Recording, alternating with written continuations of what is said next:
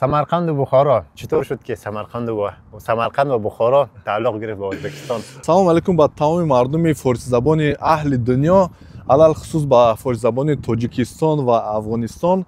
имрӯз мо як нақша гирифтем бо и бародари афғонистонӣ ҳамсӯҳбат шавем, чунки бародар мо охирон бор як видеонавор карда будем. и борон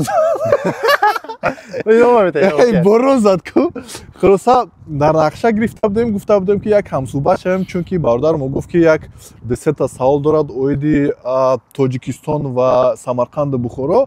ва имрӯз як ҷои қашанг давухӯрӣ кардем. инҷо хеле ҷои хушрӯву зебо ҳаст ва гуфтем ки ин ҳамин ҷода бишинем бибинем ки чӣ гапу хабар аст. рости гап каме борон задистааст. мушкиле нест. Шаҳобҷон, ассалому алейкум, хуб ҳастӣ? сиҳат саломат ҳама тарафа ҷону ҷур аст, хуб аст? سلام و عرض ادب به خودت و دوستان نهایت گرامی. از لطف خداست که امروز ما خواستیم یک برنامه داشته باشیم و باران میباره. شهاب قاریزاده هستم از افغانستان و خوشحال هستم که با دوست و برادر گرامیم از تاجیکستان با شاهرخ حکیمپور معرفی هستم. چند وقتی میشه با هم دوست شدیم و ما واقعا ازشان چیزهای خیلی زیادی آموختیم و چند سوالی هم در مورد تاجیکستان و تاجیک ها برای ما از قبل خلق شده بود و میخوایم امروز یکی دو سوالی آن رو بپرسم. سمرقند و بخارا، از زمانی که نوجوان بودم این دو کلمه یا دو اسم برای من خیلی جذاب و دوست داشتنی، ناخودآگاه برای من خیلی جذاب و دوست داشتنی جلوه می‌کرد. و وقتی بزرگتر شدم فهمیدم که اصلا خواستگاه و مهد و تمدن زبان فارسی و تاجیکان سمرقند و بخارا بوده. این حس دوست داشتن و تعلق بیشتر و بیشتر شد. البته که توأم با ناامیدی و یک مقدار جگرخونی، چون سمرقند و بخارا تعلق گرفته به ازبکستان و ازبک ها و ما میخوایم امروز از شاهرخ پرسان کنم که چطور شد که سمرقند و بخارا تعلق گرفت به ازبکستان. خیلی راستی گپ خیلی سوال اولی جناب است. تشکر زیاد برادر. ما هم یک راست شگویم سوال میدیم تاریخ شناسای خود رو اویدی این گونه سوال ها چی گونه این خبر شد، چون که این یک سوال خیلی چخور است، یک موضوع خیلی بزرگ است برای که چی گپ و خبرهای شدگی هست ما نه همه اون میدونیم چی گپ و خبر شد، چی گونه تقسیمات شد، لیکن ما کمی از همین بالای موضوع کمی اویدی این سوال جواب دادن میتونیم از کتابایی که ما تعلیم گرفتگی هستیم، چی از دانشگاه، چی از مکاتب، چی از بزرگان خود و کمی جواب دادن میتونیم. لیکن باید قید کرد که ما علل خصوص خودم تاریخ شناس نیستم برادر. منم مثل خودت برین یک جوان هستم که انا یک وطن خود رو دوست می‌دارم، انا ملت خود رو دوست می‌دارم و آدمان لایق‌مند، خودشناس، زباندان رو دوست می‌دارم. فهمیدید؟ با فکر من هر یک جوان، علل خصوص جوانان تاجیکستان و افغانستان و ازبکستان و دیگر دولتان باید حرکت کنند که تاریخ خود رو، زبان خود رو، فرهنگ خود رو حفظ حمایت کنند.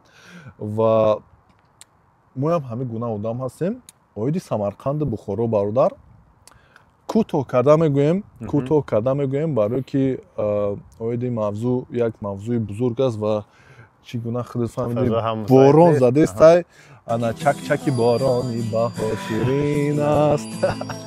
انا راستی گپ اول میگم که ما در یک جای خیلی زیبا هستیم. باور کنید اینجا خیلی خوشرو است. ما در یک شهر گلاسگو، شاتلندیا، اسکاتلند، انا این همین گونه باران ها همه وقت هستند. اینجا اولش که یک موزه بزرگ است. اومدگی نیستی با فکر؟ نه، ما باید یک بار بیایم چون در موردش خیلی خواندم. 3-4 بار اومدم.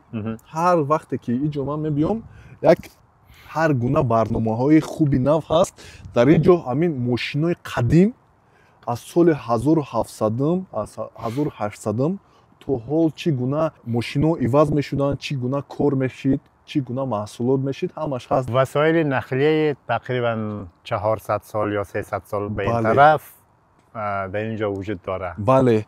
نه تنها راست گپ نه تنها ماشین، اما بلکه این گونه کشتی های بزرگ اولی جناب هم در اینجا هستند در داخل این дар дохилиш яъне намунаи киштиё намунаи аз киштиё. намуна лекин мотори ки киштӣ чӣ гуна ин кор мекард чӣ гуна корҳо мекарданд ба кадом давлатҳо бо ин киштиҳо рафтагӣ буданд ҳамаш ҳаст хеле ҷои таърихӣ ҳаст ва хеле мардуми зиёд ба ин гуна ҷойҳо меоянд ройгон аст олиҷаноб аст ин киштӣ бошад ин киштӣ рости гап хеле хуб аст лекин чӣ гум 16 пунд аст каме гарон аст ман рости гап нарафтам оли ягон бор дунӯш лекин ба нақша дорум бародар خب برای اینکه 16 پوند باید پرداخت کنی باید خیلی چیزای خوبی برای دیدن داشته باشد. بله برمیگردیم با سوال سمرقند بخارا. خب پیش از اینکه به سوال خودت جواب بده گفتی که این سوالی است که باید بزرگای ما خصوصا دانشمندان و تاریخ نویسان یا تاریخ نگاران جواب بدن. البته همه ما در این مورد به اندازه توان خود معلوماتی کردیم. ما هم در این مورد معلومات کردیم و کتاب‌های خواندیم. من خواستم این سوال از خاطر است بکنم که چون تو از او سرزمین هستی در او سرزمین بزرگ شده طبعا که چیزهای خیلی بیشتر و دقیقتر و خوبتر نسبت به هر کسی دیگری که بیرون از تاجیکستان زندگی کرده ولو که در موردش علاقه‌مند باشه و معلومات داشته باشه معلومات تو و دانستگی های تو بیشتر از ما و دقیقتر از ما است. من حیث یک جوان امروزی تو برای من خیلی میتونی مطابق چیزی که من میخوایم و درک کردن میتونم جواب بده نسبت به یک بزرگسالی که شاید من نتوانم چیزایی که اونا مینویسن یا بگوین درک بکنم. خب از خودت میشنویم حالا. بله برادر گپ شما خیلی درست است خیلی معقول است. اویدی سمرقند بخارا سوالای تو خیلی عالی‌جانب است و فکر من که ما توجیک‌ها نه تنها باید این گونه سوال‌های تنها اویدی سمرقند بخارا گوییم. بله. اما ما باید اویدی خراسان بزرگ اویدی تمامی همه شهر قبیله های توجیک این گونه سوال ها دیم و بیاموزیم که از کجا هست از کجا ما هستیم چی گونه این گپ خبرو شد تا که اگر که ما از اشتباه های خود یعنی چی ناموزیم ما همین اشتباه کردن میگیریم فهمیدید یک راستی گپ یک شعر بود من از یادم نیست هر کی نآموخت از گذشت روزگار یادم نیست راستی گپ ایرا من میمونم حالی چیز است چی باید و ما هم یک مقوله یا یک ضرب المثل خیلی معروف داریم که کسی که از تاریخ نمیآموزه آنها محکوم به تکرار تاریخ هستند. یعنی کسی که پند نمیگیره نمیآموزه و چیزهایی از تاریخ نمیآموزه و نمیفهمن و محکوم به این هستند که باید تاریخ دوباره سرشان تکرار شود دوباره تکرار شود زنده باشد 100% من معقول گپот 100% همین جور است ای من نمیدونم این چرا این جوری رفته است بله من نمیدونم چرا او طرف رفته است یا سگ دیده است کدام سگ دیده است که دخترای زیبا را دیده است انا خلاصا دخترامو در کار نیستن اینجا باید ببینیم راستی گپ برادرو یک ما با این موضوع تیارم دیدگی نیستیم یک صحبت دوستانه هست خیلی خوب صحبت دوستانه هست و این یک چیز محصولات گرفتیم محصولات میشه یک محصولات گرفتیم یا یک پروداکت یا محصولات گرفتگیم که همه در جمعندگی هستیم با تلفن نظر میگیریم که آیا درست کار کرده ایستاده است یا که نه خب اویدی سمرقند بخارا چی گونه با ازبکستان امروز تعلق دارد اولش باید ما قید کنیم یادآور شویم که چی گونه عموما تاجیکستان ازبکستان قرغیزستان شکل گرفت قرغیزستان او طرف فقط رفته است نمیدونم اینمی دولت ها چی گونه شکل گرفتن و چی گونه در امپراتوری روسیه در اومدن چه اشتباه نکنم اگر سال 1826 امپراتوری روسیه دولت های آسیوی از اون جمله سه دولت بود خانگی قوقند امارت بخارا و خانگی خیوا خیوا میگن اگه با فارسی نمیدونم ممکن که دیگر باشد جمع کرده و خانگی خیوا و خانگی قوقند از خود کردن اما امارت بخارا باشد و جنگ برآمد چون که در امارت بخارا مردمش بسیار توجیک بود قزاق قرغیز دیگه ملت هم باشه لیکن علل خصوص умуман тоҷикҳо буданд. Пас ин ҳама давлатҳо дар зери фишори императории русӣ шид. Ҳиндустон бошад, Покистон бошад, Афғонистон бошад, дар зери фишори Бритония буд. Афғонистон мумкин ки на он қадар зиёд сол, лекин ба ҳар ҳол буд дар зери ки баъдҳо Афғонистон ва фикр мекунам Эрон мин ҳайси мантиқаи ҳоил миёни ду қудрат қарор гирифт ва ба хотире ки ду қудрат аз тақобул бо ҳам дурӣ бикунанд, Афғонистонро як мантиқаи бетараф эълон карданд ки ҳеҷ касе ҳақиро надора ё набояд бар Афғонистон ва Эрон таъррuz бикунад то боиси таҳдиди якидигар аз ду қудратҳо нашад. Бале. Ура чӣ мегӯянд дар марзи Афғонистону Тоҷикистон як Вохон мегӯянд. Вулусволии Вохон. Анамо вулусволии Вохон алахусус ҳами императори русӣ бо англичано ташкил доданд то ки сар ба сар нашаванд, наҷанганд. Лекин оиди Самарқанду Бухоро мегӯем. Ана пас ки амурати Бухоро аз ҷониби русҳо шид, дар он вақт марз набуд. Ҳама марзоя нест карданд. Дар он ҷо бекҳо буданд, ана муллоҳо буданд, ана шоирони бузург буданд, ҳамаро нести нобуд карданд. Куштанд. ҳамин одамоне ки як ҳифзи миллат мекард, як бар зидди ҳамин русҳо мебаромад, ҳамаша куштанд. яъне онҳое ки садои миллиятхоҳӣ ва таборхоҳӣ ва ҳувиятхоҳиро сар медоданд, чӣ шоир боша, чӣ сиёсатмадор боша, ба як наве аз байн бурданд. Бале, ҳамашон аз нав бурданд, фаҳмидед? Чунки ин гуна одамҳо як халал мерасонданд ба ҳукмдории русҳо. Пас ки русҳо иҷо омаданд, дар зери худ карданд тамоми мардуми осиёро, идеологии худшон оварданд. Идеологии коммунистӣ. Яъне дина аз байн бурданд. Кӯшише карданд ки дин аз байн равад, забон аз байн равад ва ҳарфи форсӣ аз байн равад.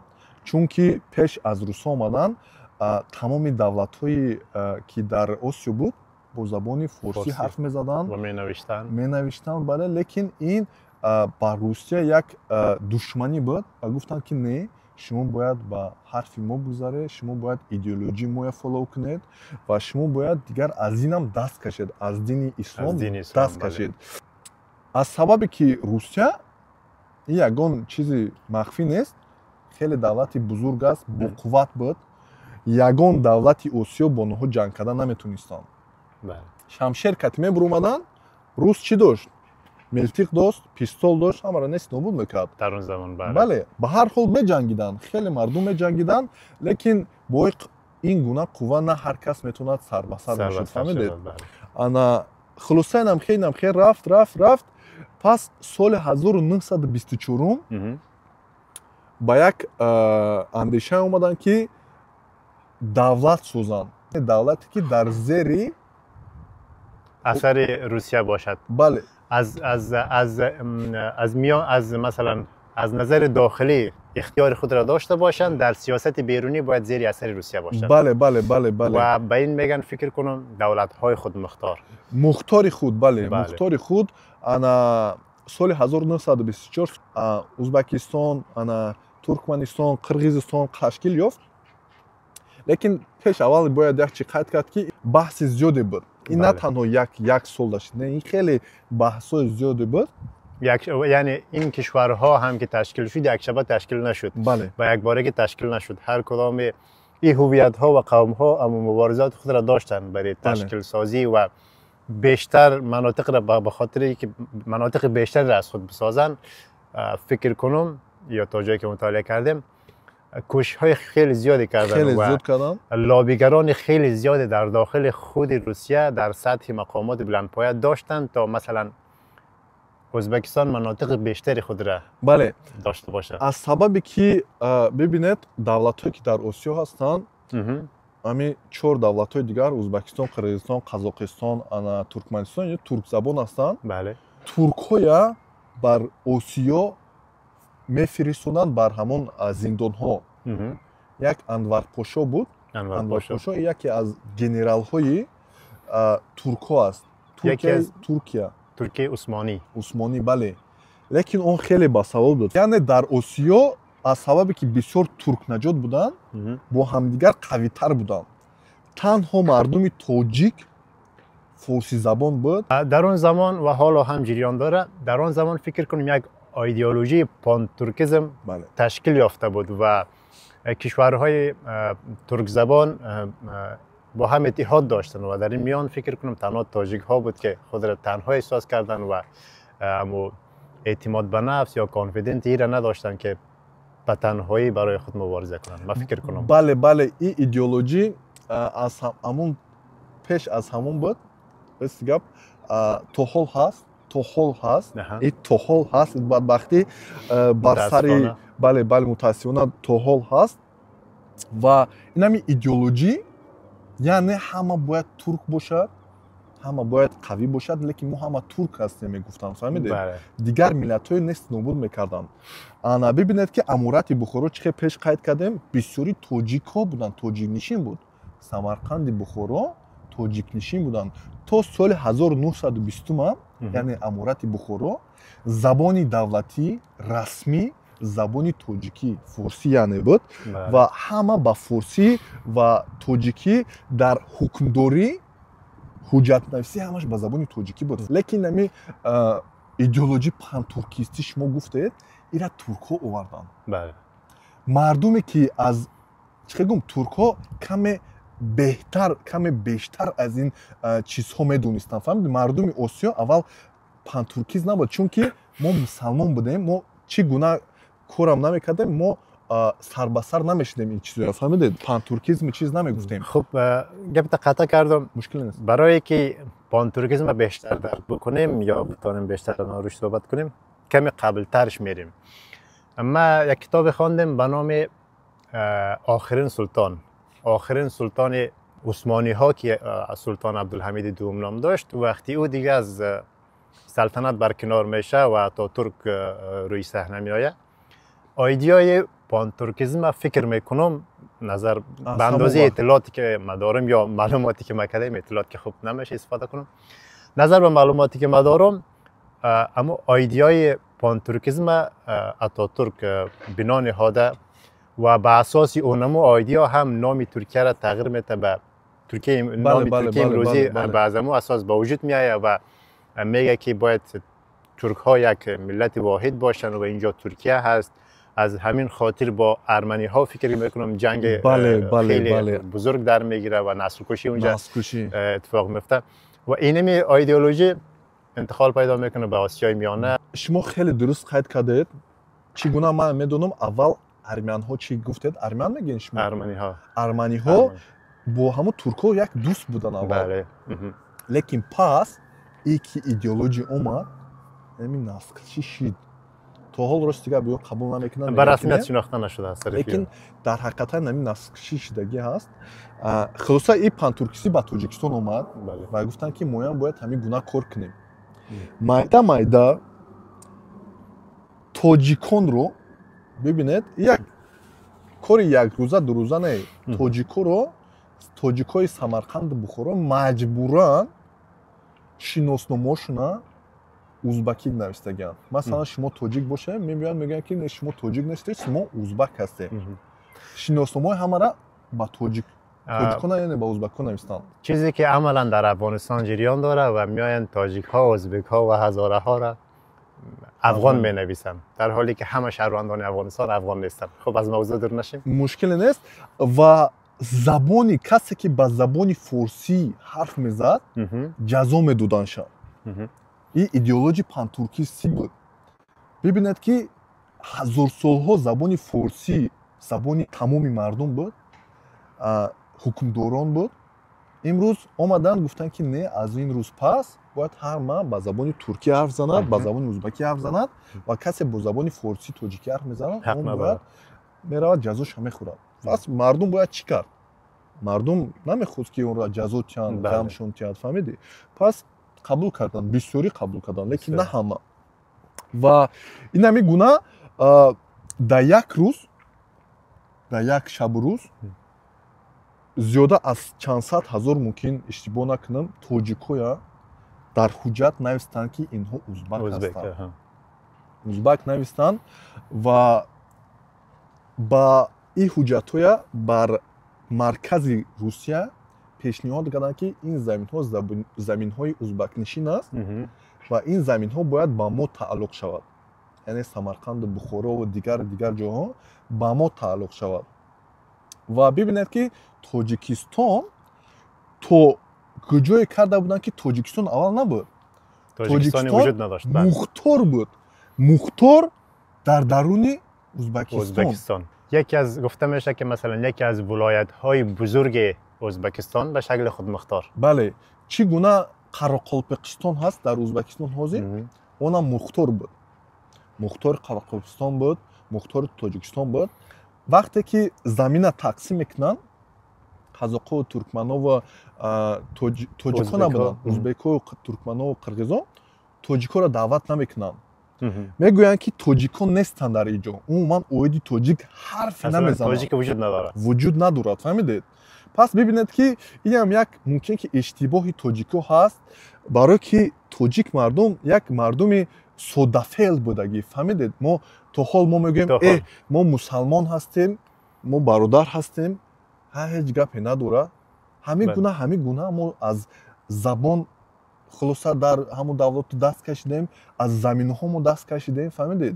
Маҷбуран соддафеъли мо ин ҳамин гуна корҳо бо мо кард. Соддафеъли мо ин ҳамин гуна корҳо бо мо кард, фаҳмидед? Лекин инам як, агар иштибоҳ накунам, мо хеле ислома дӯст медорем, фаҳмидед? Инам як сабабе шид, фаҳмидед, ки мо ислома боло гуфта, лекин аз дигар чизҳо гузаштем, фаҳмидед бародар? Инам як сабаб шид ва тоҷикоро даъват накардам.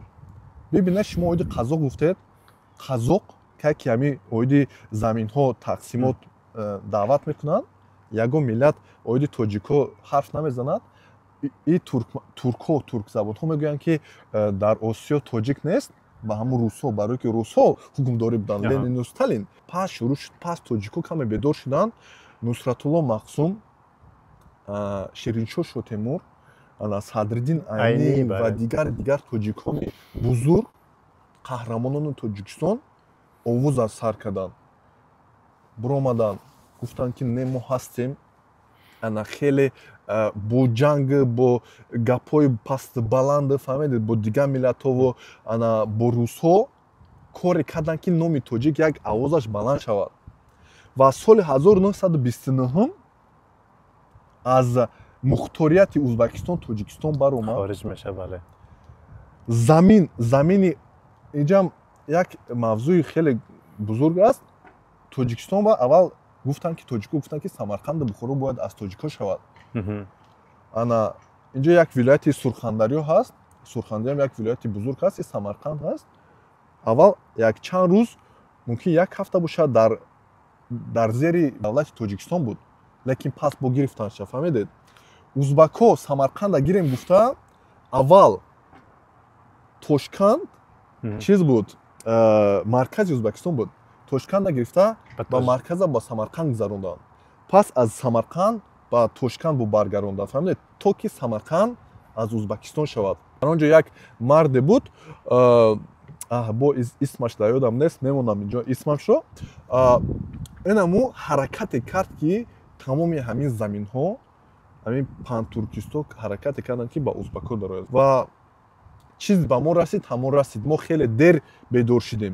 Хеле дер бедор шидем, ки моро бародарони мусулмонони мо фиреб кардастанд. Бо бои кор тавонистанд, ки Самарқанд ва Бухороро ӯзбекҳо ё пантуркистҳо ё ӯзбекистониҳо бо худ ҳифз бикунанд ва аз бадани Тоҷикистон ҷудо бикунанд.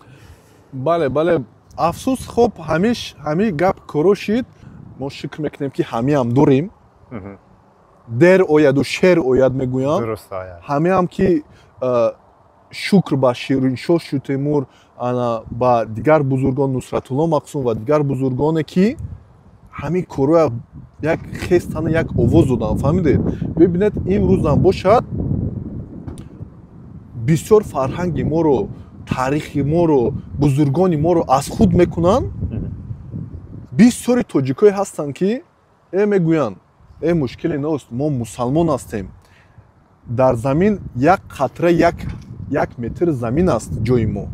чашма гузаронед пӯшед мусалмон гӯед то куҷо мусулмон гуфта мо аз худ ҳама чи аз даст додем ё фикр намекунанд ки дигар бародарони мо ин гуна фикр намекунанд аммо Пантуркистон ин гуна фикр намекунанд ва ё намегӯянд ки мо мусалмон ҳастем мо бародар ҳастем мо бояд ин гуна корҳо накунем бисёриш намегӯянд мефаҳмед бародар не мо ҳама ҳами ту тоҷикӣ не ту тоҷик нестӣ мегӯд хуб барои ҳар касе дар ҳар куҷои дунё бар аловае ки дину мазҳабиш муҳим аст ба назари ман ба ҳамон андоза ё ҳатто шояд бештар аз дину мазҳаб қавмият ва табор ва ҳувият муҳим аст барои ҳар касе дар ҳар куҷои дунё вале ин мушкил аз худи мо аст чи тоҷикҳои афғонистон чи тоҷикҳои ӯзбекистон чи тоҷикҳои тоҷикистон ё ҳатто ӯзбекистон ки хеле дер ба худ омаданд ё ҳатто як теъдоди бузурге аз мардумои мо ба худ наомаданд ва намефаҳманд ба ин аҳамият наметан ва ин шояд намефаҳм ин аҳамият надодан шояд танҳо як нуқта заъфи мо тоҷикҳо бошад ё дигар мардумони ҷаҳон ҳамчунин як нуқта заъфи доранд вале бештар сабабиш худи мо ҳастем ғафлати худи мост ва ноогоҳии худи мост ва корнакарданҳои худи мост ки ҳар тоҷик имрӯз дар ҳар гӯшаи дунё як нава чӣ бигӯям эҳсоси нохушаянде дар мавриди ҳама сарзаминҳое ки марбутишон буд ва феълан имрӯз нест ва ҳама чизҳое ки бояд дошта бошанд надоранд дорад хуб дар кул ташаккур аз ин ки ҷавоби хеле хуб ва маъқул барои ман додӣ ва хеле омӯхтум рости гап бародар чӣ ке мо гуфтем берун сард аст хунук аст бо мегӯем ҳам ларза мекунам бале ларза нами сард аст ларза мекунем хунук аст ва чӣ гуна гуфтем мо ба ин чизҳо тайёриам дидагӣ нестем тайёриам не ҳамин як суҳбати бародарона лекин бо дар кор шавад мо метавонем ки бо хубтар тайёрӣ бибинем дар рӯзҳои баъдӣ фаҳмидед рости гап ман оиди таърихи каме зиёдтар медонам лекин мо як болоша гуфтем то ки чагом зиқ нашавад мардум табан як мавзӯи хеле васеъу бузург аст ва ҳазор ҷузъиёт ва маълумот дар дохилиш нуфтааст ва аз нигоҳи ҳар каси ҳар донишмандӣ аз нигоҳи ҳар торихнависи аз нигоҳи ҳар китобнависи як мавзӯи мутафовут аст ҳар кас аз нигоҳи худаш ба як наҳви дигаре як далели дигаре дар ин мебинад бале лекин чӣ хел қайд кардед ҳар як тоҷик ҳар як тоҷикистонӣ ҳар як форсизабон ҳар як одам фарқе надорад чӣ миллат дорад ҳазора аст тоҷик аст пашту аст узбак аст ана дигар ҳар як кас ба фикри ман бояд худашро шиносад мо масалан пантуркизм гуфтем оиди пантуркизм мо ба ин гуна ифротигарӣ даъват намекунем барое ки ин гуна корҳо на ба ислом туғри мебиёяд на ба одамизотӣ мефаҳмед ин як мисли расизм аст яъне дигар миллатҳоро дӯст намедорем мегӯ ки мо бузургтар ҳастем мо хубтар ҳастем не мо ба ин гуна чизҳо даъват намекунем лекин хуб мешуд ки мо даъват мекардем ки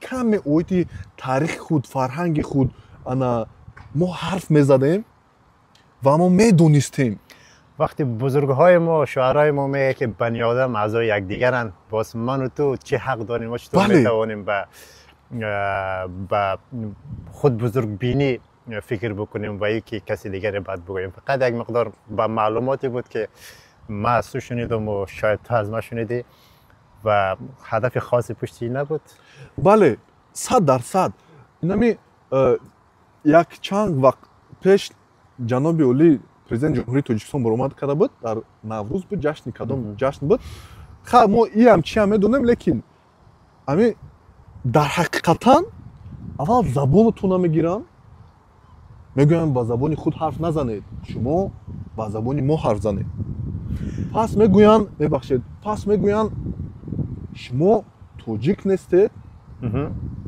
пас мегӯянд шумо таърих надоред пас мегӯянд шумо замин надоред пас мегӯянд шумо ҳеҷ кас нестед дар ин ҷо фаҳмидед иттифоқан ҳамин видеоро ман яки ду шаб қабл дидум ва инсон вақте هویت نداشته باشه، زبان نداشته باشه و خود را از جایی ندانه و وابسته به چیزی ندانه، یک مقدار احساس خالگی میکنه، احساس تنهایی میکنه. و وقتی انسان احساس پوچی و تنهایی بکنه و در درون معنوی از نگاه معنویات چیزی نداشته باشه و خود را تعلق به چیزی ندانه، و انسان هیچی نیست. امروزها اگر شما شنیده باشین ایلان ماسک یا باراک اوباما رفتن در جستجوی شدن که دی ان ای خود تست بکنن تا بفهمن اما هویتشان، تبارشان از کجاست. این از کجا میاد؟ ایلان ماسک چی کمبود داره که به این رجوع میکنه تا بفهمه که هویتش یا تبارش یا دی ان ایش از کجاست. پس انسان در کناری که به خوراک، پوشاک، به چیزهای فیزیکی راحتی نیاز داره، به معنویات هم نیاز داره. به اینکه از نگاه معنویات غنامندی داشته باشه، از نگاه معنویات پشتش پر باشه، از نگاه معنویات بالای داشته های خود افتخار بکنه نیازمند باشه. اکثر ما این فکر نمیکنن. اکثر ما میگن خب خیر، هر چیزی که بودیم یا هستیم یا گرفتن مشکل نیست، فقط نان ما باشه، خوراک ما باشه، جای ما راحت باشه کافی است، دیگرها در کنار ما راحت. نه خیر، هر کسی قسم فکر نمیکنه. با گذشته صلوات میگویم. نه، گذشته است که قسمی که قبلا گفتم، کسی که از تاریخ نیاموزه محکوم به تکرار تاریخ است. کسی که از گذشته نیاموزه محکوم به تکراری است. 100% تشکر زیاد برادر. راستی گپ من در سرم هیچی ناماده است. من نمیدونم چی یخ چی خنوق راستش من شاید کسایی که میبینن شاید احساس بکنن من قسم میلرزم به خود، چون هوا خیلی سرد است و یک ساعت قبل این قسم نبود. فقط یک چیز در یاد دم آورد. همین موید اسلام یک دست کلمه گفته بودیم، همون اسلام در قرآن آمدگی است، میگوید که خداوند کریم ما شما را هر گونه قوم آفریدگی هستیم تا که شما یکدیگر را بشناسید. بله، برای شناخت بهتری همدیگرتان قوم آفریدیم. نه، ما باید بشناسیم یکدیگر را. بله، ما هر گونه ملت هم باشیم ما باید یکدیگر را بشناسیم. ما اول خود رو باید بشناسیم. اول خود شناسی بعد خدا شناسی. بله بله بله، میفهمید برادرو. پس در کامنتار برنامه خود با ما بسیار مینویسن که ای ملتچگی ما ملتچگی نکردیم. که ما اگر گویم که ما فقط توجیک ما این گونه ما گویم که ما از دیگرها به هستیم، این ملتچگی است. و ما فقط دعوت میکنیم که برادرها از زبان خود، از فرهنگ خود دست نکشید.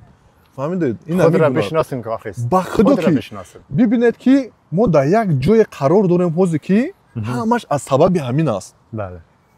ببینید که همون سمرقند بخارا امروز گفتیم که تنها یک سمرقند در یک سال زیاده از 300-400 میلیون دلار تنها از حساب توریسم بله کار میکنند. مردم میگوید که او فرهنگ قشنگ، زیبا، اوریجینال، لیکن همه آدم میگویند که این فرهنگی کیست؟ بله، ما میخوایم صحبت ها را یا این برنامه را با یک شعر معروفی از هاشم از مولانا جلال الدین محمد بلخی رو تمام کنم که میگه هر کسی که دور ماند از اصل خویش باز جوید روزگار وصل خویش. زنده باشید برادر. تمام این برادران افغانستانی، ازبکستانی، تمام ملت‌ها دوست می‌داریم. علل خصوص ما یگان برزید یگان کس نیستیم.